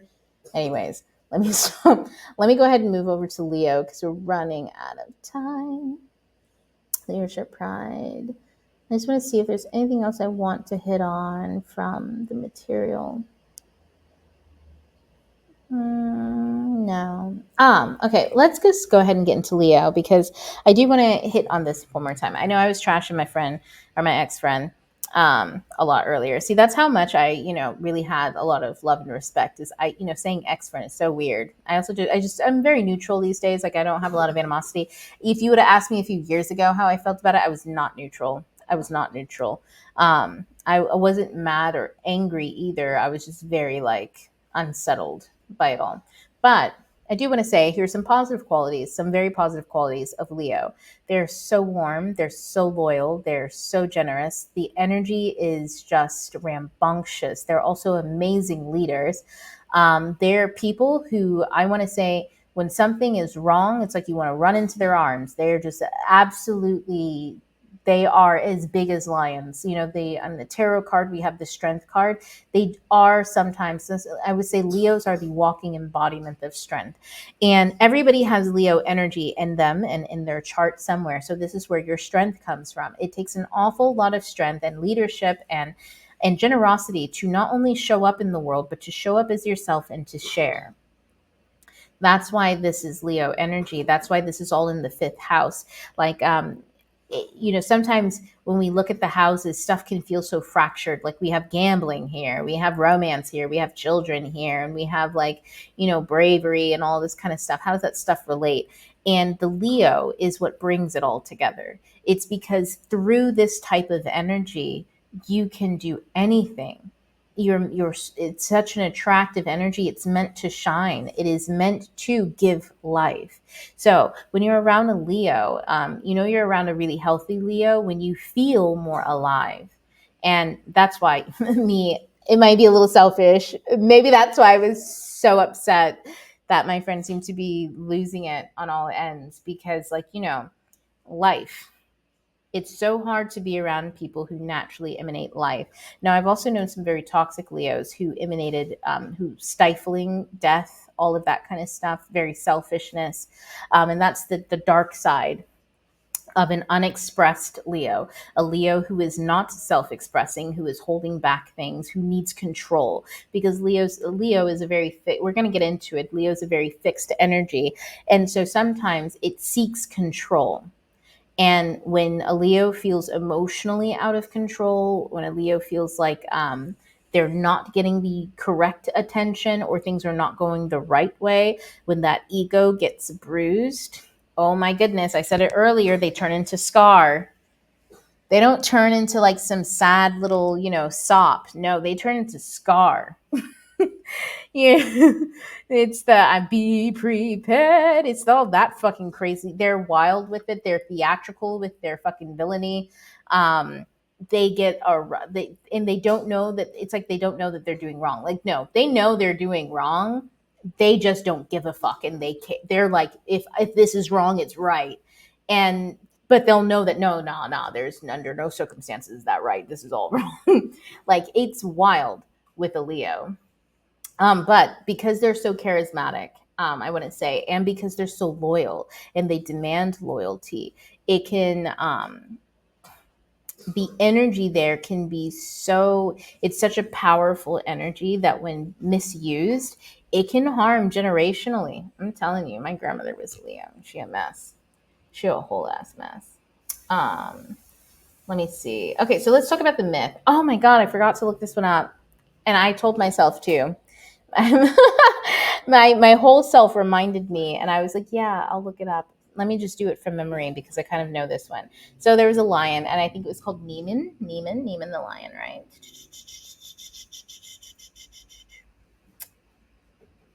Yeah, oh, no, I'm pretty sure. Why the fuck did I forget? Let's see. Yeah, in the pamphlet. I might update this. Oh, by the way, and I do want to mention this to everybody in class.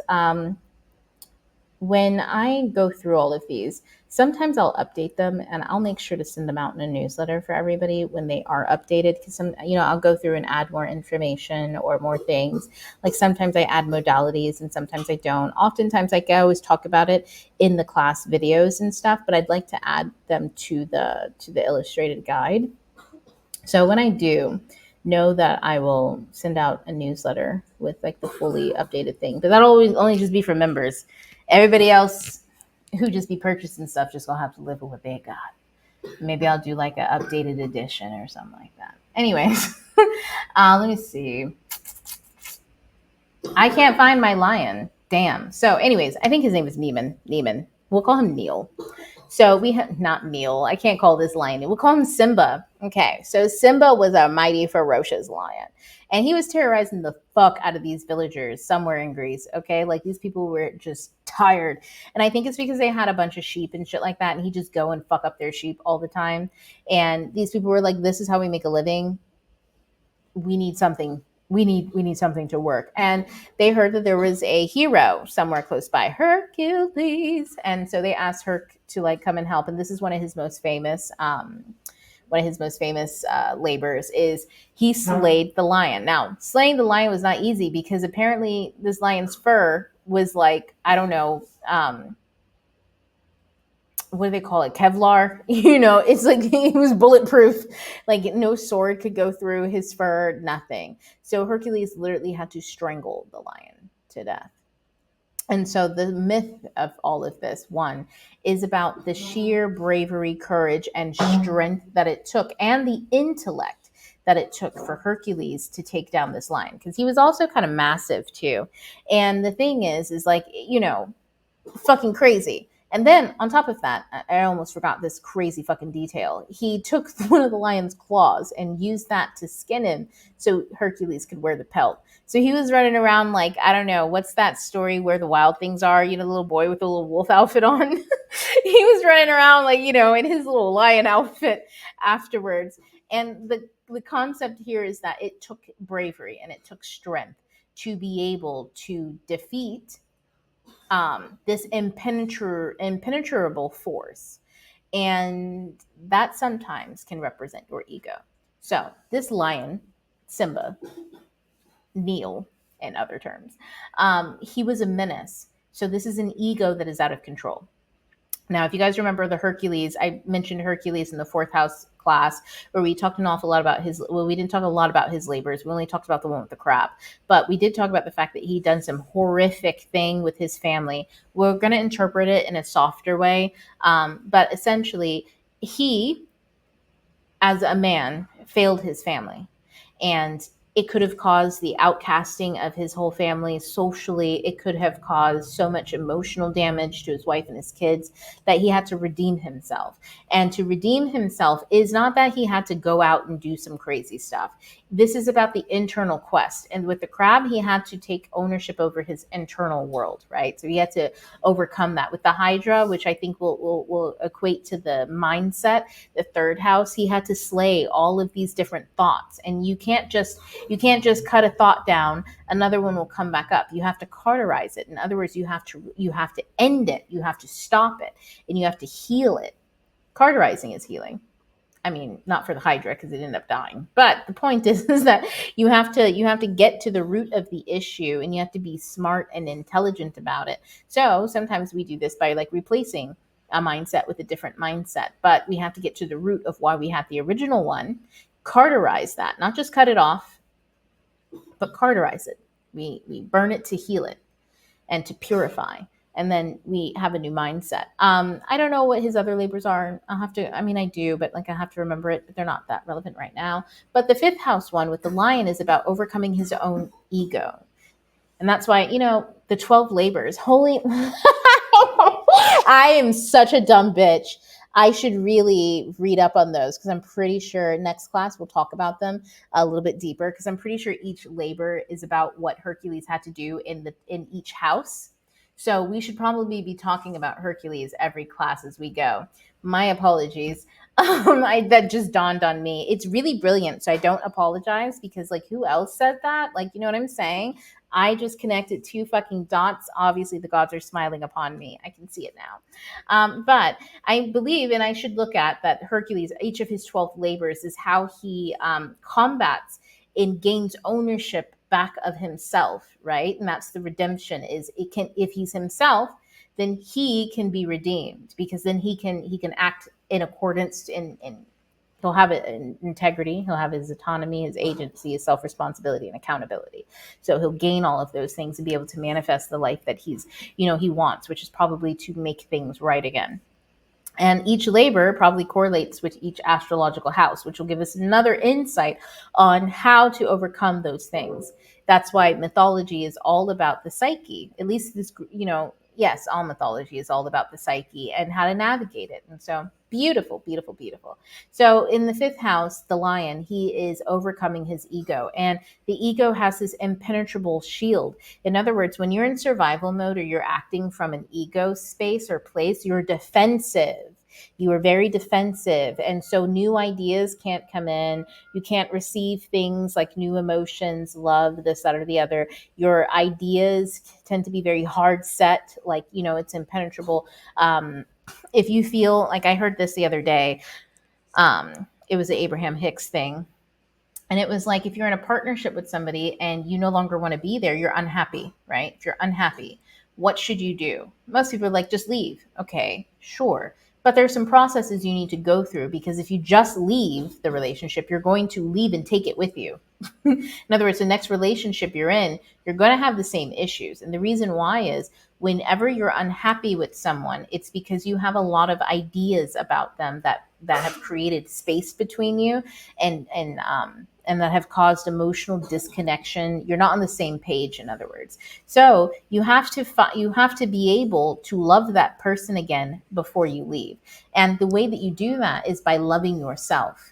When you love yourself wholly, you grow. You're able to grow out of the consciousness, the collective body of your relationship. When you're with another person, you guys, you have a planet, they have a planet, but when you come together in union, you create a shared planet that you're both on.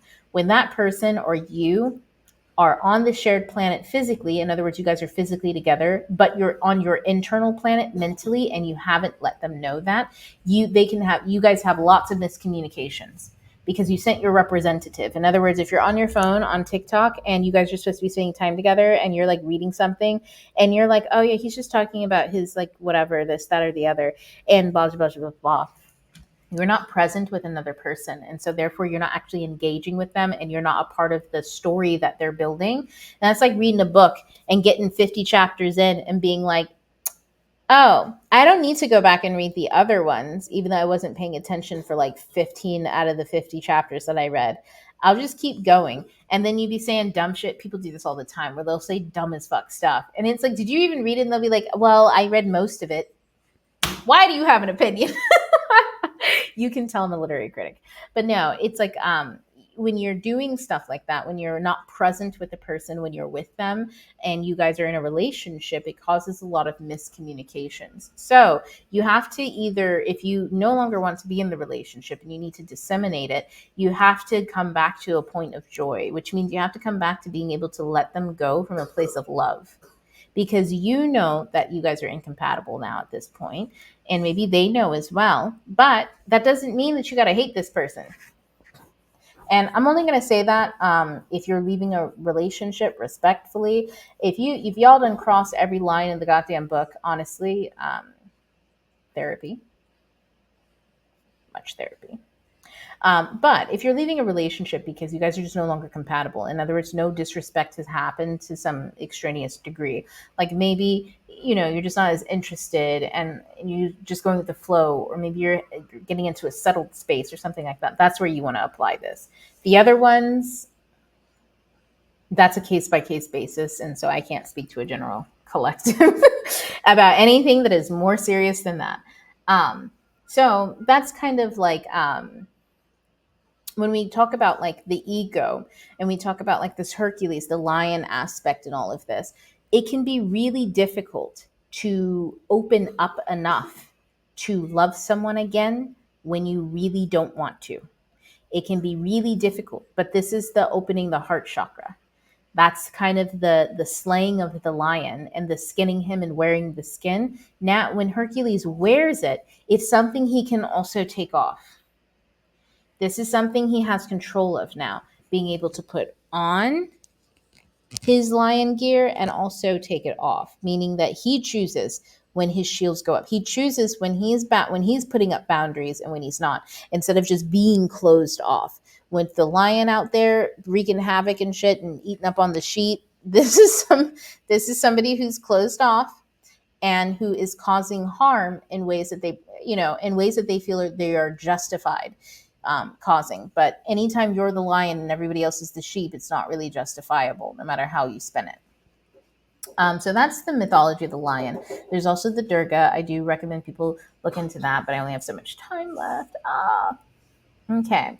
Now, interacting with other zodiac signs and modalities. So I'm going to talk about both those at the same time. When it comes to, then we got fire. When it comes to Leo, Leo has such a collaborative energy with other zodiac signs because Leo is a natural leader, and Leo also has that fire energy to kind of get things done and to go out and to do things, and also loves attention and is very charismatic and generous. It's such a huge, it's like such a benefactor energy, like the king patron. They love being a part of projects, they love completing projects, and they love getting things done. That being said, let's talk, and that doesn't matter what the zodiac sign is, they love it all except for maybe Aquarius. Aquarius energy makes them nervous, and that's because Aquarius is so far into the future that like Leo and Aquarius, like if they can balance each other out properly, they're great. It's like a hot air balloon. Okay, it's some Willy Wonka shit. It's amazing. And we're talking about the Gene Wilder Willy Wonka. It's amazing. But if they do not balance each other out properly, it's kind of like, I don't know anybody who watches Rick and Morty. It's kind of like getting some Willy Wonka is cool because, you don't know whether he's serious or not about the kids dying. With Rick, you know that he's serious, that they probably are dead, and he doesn't care because there's like 3 other versions of them on just another solar system, and we could just go to that one. And you're like, that's not right. That's not right, Rick. Rick's way left field. And sometimes that's the energy that can come together with Aquarius is like, and Leo coming together, or when those energies aren't balanced in your own chart, as you can go from eccentric to mad scientist, mad genius, really fast, because Rick takes no orders from anybody, to the point where he hunts himself. He's hunting himself. He's in his own internal hellhole. And this is, I really do want to highlight this one a little bit, because as an alchemist, if you are not aware of yourself, if you are not aware of your own ego, your psyche and all of the information that you have, you can turn on yourself. If you think yourself above everything, above others, this, that, or the other, and then you get into that that wounded lion energy where you have that ego and this protective shell over you, and this is the downfall of the Leo. If that happens, that Aquarius energy can come in, and this is how you project things into the future instead of just your reality. That Aquarius energy that projects into the future, the Leo energy that is terrified and closed off and has a closed heart chakra, can confuse the present reality with the Aquarius projected reality, which is the future. So they're living in the future, but now. They're acting on future things, but now, and in a very unhealthy way. And it depends on, I guess, whether they're in the oracle space, right? Where this is Apollo who has slain the Python and has the oracle under his like control and brings clarity to things. Whatever you think is what is at this point, that Aquarius Leo balance. Whatever you think is what is. So what you think, if it's bad, the Leo will believe that's what is and will act, I will, on that. And that's when you have that self-sabotaging behaviors. That's where that comes from. That's where any type of, if you've ever done anything and then had to look back and be like, man, I really should have waited and had more information before I acted on that, or I said that to that person. I was so sure when I told this person off, but then it turned out I was wrong. If you've ever been in those situations, that's because that Aquarius and Leo axis is unbalanced. Aquarius doesn't need control over anything. Leo needs control. Aquarius projects into the future and looks at everything. Leo will take all of that information and confuse itself because it's closed off from the present. So the only place that lion can be is either in the past or the future. And that's a dangerous place to have all that creative energy, unknowingly, especially. And so that comes from being a fixed sign. That comes from the stubbornness of believing that they're always right. Leos, oh my goodness, they will believe they are right when they get into that closed off space to the umpteenth degree. And they will have even when they know they're not right, even when they hear that something else is right, it depends on how they feel, because they're so used to when you have that oracle, that I bring clarity to the dark, when you have that kind of vibe going on with you, you're like, no, I bring clarity to the dark. So I'm not in the dark. I'm not confused. I always bring light to situations. And so if they take on that type of like I, and this is any sun sign as well, but specifically Leo, if you take on that I am right all the time, then this is where that issue kind of comes up. So let's look at fire, which is the igniter of life. Oh, I love it. So this is going to be a quick wrap up on this because we've already gone through how all of these elements kind of interplay. But we're going to talk a little bit about sun fire instead. So sun fire is that it's like if Aries is a flame, then Leo is a bonfire. Okay. If Aries is a spark, if Aries is a spark, Leo is a bonfire. Okay, it's going to create warmth. Aries is a spark that inspires one.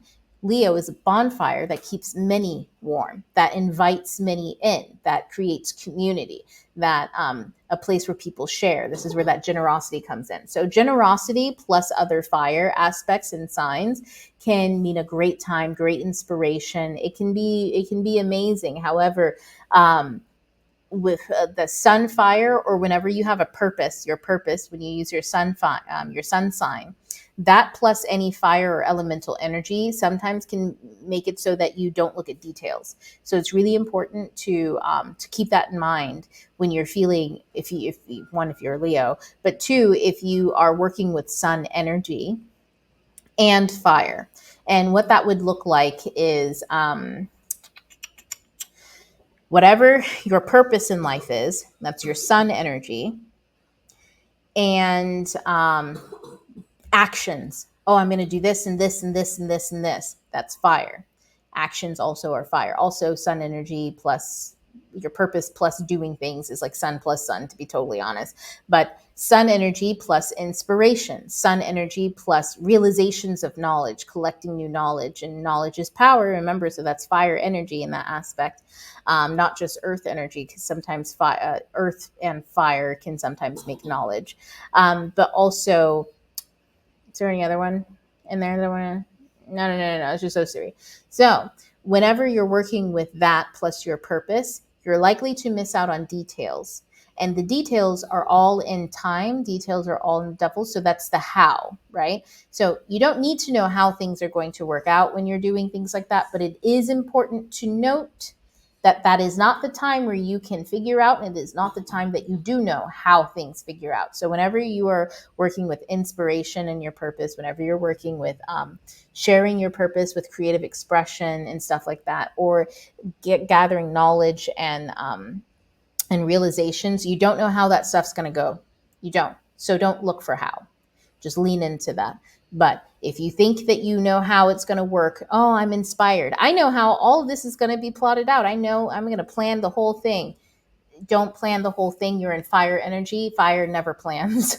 Fire just does. And so that's a good energy to just do. When it comes to sun, fire plus earth, this is the energy where you can do things like plans. This is the energy where you can sit down and you can start figuring out the how. And this is purpose plus that patience. Purpose plus patience. Purpose plus time. Purpose plus nurturing all of your garden stuff. This is like the daily task that you do to like build something. And this is patient or purpose plus analyzing, like the Virgo earth. This is when you're looking at things and you're like, oh, okay, trial and error. How does this work? This is debugging space. And then purpose plus, like I said earlier, time. And that's when you understand that things come to you in time, meaning not you have to wait. Things come to you in time. Where is time? It's now. Things come to you in the present moment. So get present, be present, be present. That's the thing. So then sun, fire plus water is like purpose plus your inner world. So this is like purpose plus your emotions. What emotions do you have? How is your inner world like what is your inner world populated with? And how can you figure that out? What is your energy essentially? So when I say that, because I know that that can sound a little bit ambiguous, what is your energy? Meaning right now, what energy are you in? Can you recognize your own energy? Do you have a sense of your own energy and how to apply that to your purpose? So for instance, when you know that you're in a state of joy, go do your purpose. When you know that you were in a state of backstabbing, melancholy, heartache, go take a bath, go sit down. But definitely don't be trying to do no purposes. Go sit with yourself, go cry in a bathtub. You know what I'm saying? Go do something else. And that's kind of the thing there is like purpose plus your inner world. What is your energy and how do you recognize your energy? And this is going to come into play with like meditation, the watcher breathing, breath work, stuff like that. I will be making like a YouTube video on meditation very soon and the different types of meditations, because meditation isn't just sitting and like meditation is like your state of being. And I think we can explain it a little bit better than it has been in the past. And by the past, I mean by everybody else, because they're a mess. So we have sun, fire plus wind. Now, this is the most interesting one. I think I talked about this a little bit with Aquarius energy. So sun, fire plus wind is your purpose plus, oh, wait, hold on. Let me do sun, fire plus water. I just did your inner world. So sun, fire plus water is your inner world. And then sun, fire plus your energetic transactions with others. So what is your energy with other? What is the energy exchange between you and someone else? So what emotions do other people bring out in you? Or what emotions do you feel like what emotions come up when you're with other people, and how and do you understand those, processing those? And then we have our purpose with all, so with source, with everything. This is the surrender. When you're in your mode of doing your purpose or understanding your purpose, can you surrender to all? Just your soul. Do you need to know? No. Can you just go with the flow? That's that. Being able to confidently go with the flow is another sun fire plus water energy. So then sun fire plus wind, oh, we got 2 minutes. So sun fire plus wind. The first one is purpose plus your mindset. So what mindsets do you have that aid or abate or abet your aid or abet, aid or abate, aid or abet. Anyways, aid or harm your purpose. And then we have sunfire plus, like, let's look at the Libra air. This is how do other people and your purpose, what is your network? See, the water one is like, what are your energetic exchanges between people? But sun, fire plus air, when it comes to your relationships with other people, is more so like who are the relationships and how do these relationships impact your purpose? And then we have the Sunfire plus Aquarius, which we talked about a lot about earlier, which was that future, the chaos projection.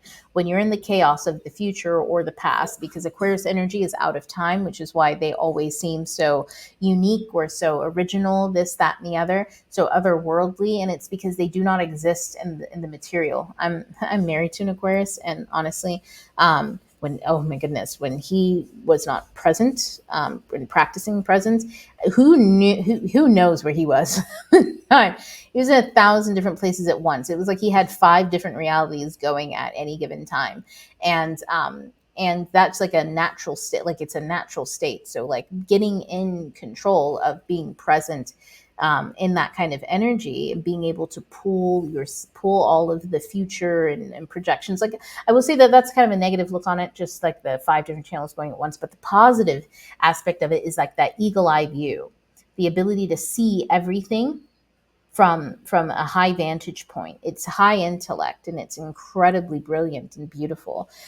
But if you don't know that you're up there and you think you are down with everybody else, but you're acting from that up there place, a lot of chaos can happen because, you either you're seeing things you're not supposed to see, or you're seeing stuff and saying things too early. There's a lot that can go wrong from having a bird's eye view, but acting on an even playing field with everybody else and not knowing that and being confused between those two things. So that sunfire purpose and your eagle eye view. How can you see the big picture, but also come down to the fine print and not get overwhelmed by the big picture, either overwhelmed or delusional, because you don't know where you are physically in time. You see the big picture and you're like, oh, I really want to do this, but you're nowhere near capable or able to do that thing. You need to take some other steps, and you'll know what those things and what those steps are because they're in the present in front of you.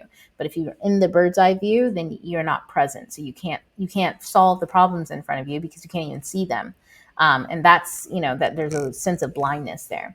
So that is the 5th house. Honestly, y'all, it is the best house because it is your money-making house. That is the house where Plutus goes there. Like, Plutus is great and everything in the 2nd house, but in the 5th house is where the fun happens. That's where you meet Plutus in the physical world. So if you do deity work or spiritual work of any kind, I do recommend looking into the Greek god Plutus, or in any mythology, the god of wealth, because you're probably going to find some variation or version of that god in the 5th house. Because there's a lot that goes into wealth. Isn't money. Wealth is your ability to transfer from the non-material into the material. Hence why the alchemist is known for turning lead into gold, because it's about transmutation of something that is in one space into something else in another space, but it's the same thing. So it's a beautiful house, honestly, and I almost lost it dealing with Leos in my natural life. They put me through a ringer, but I'm so glad to be back into the 5th house. It's the house of inner joy, your inner child. This is your inner child's playground. And remember, your inner child isn't necessarily like a child. It's about eternal youth. It's the you that does not age. In other words, the you that is constantly in a life and rebirth cycle. There's no aging because there is no time in your inner world. So It is your inner youth could be this old sage, or it could be like a baby or a toddler. It really doesn't matter. Spiritually speaking, though, age isn't real there. It's eternal. So this is your eternal soul's playground. And so if you can understand that the fifth house is that playground, then you have to understand that your earth plane existence is the playground for your soul. You are supposed to be having fun. You are supposed to be enjoying life. So you have to start choosing your joy over anything else. And sometimes that will cause radical changes. For instance, there are lots of tower moments that can happen when you shift from one kind of way of living to another. You lose all sorts of stuff that you were attached to. The fifth house does not practice attachment, so that's a good way of knowing when you have that you might be harboring something, or what to look into is what you're attached to. So if someone were to say, "Oh, this walks out of your life tomorrow," like, you're allowed to grieve a thing, but if you can't figure out how to live life without it, you're too attached to it. In other words, it's hardened to your ego, and anything that you're attached to is like the lion's mane, the lion's skin attached to you. So now you are the lion who's causing havoc. You should be able to take it off at any time. So that's the fifth house, everybody. It's a beautiful house. I'm gonna look and see if there are any questions. I'm in the chat, and let's see. I'm gonna pause the recording too, if there, because I don't see any off the top of my head. Boop. Not me doing all that, and the recording didn't even